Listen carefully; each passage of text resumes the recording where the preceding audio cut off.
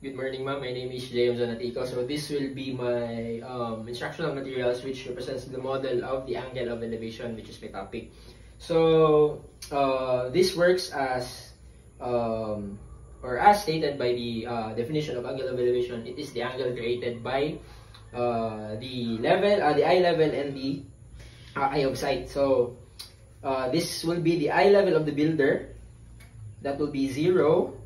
And if ever the object will fly above his eye or his head, let's say 150 meters above, and the distance of the person is just 100 meters from the distance of the horizontal object just flying, we will now try to measure what is the angle created by these specific positions of the person and the object that is being sighted. So now this monocular will try to measure the angle of elevation through this specific part of the the protractor, which is 90 degrees.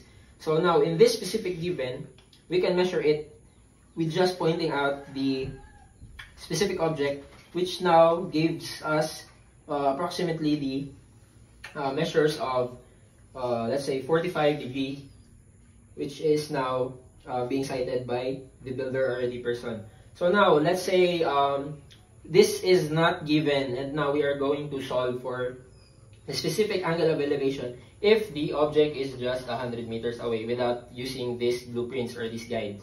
So now in order for us to get this specific angle of elevation, we will now use the tangent of theta, which gives us the distance, horizontal distance, and the vertical distance. So now it will become tangent because opposite over adjacent. So it will give us the solution of, or the formula of the tangent theta.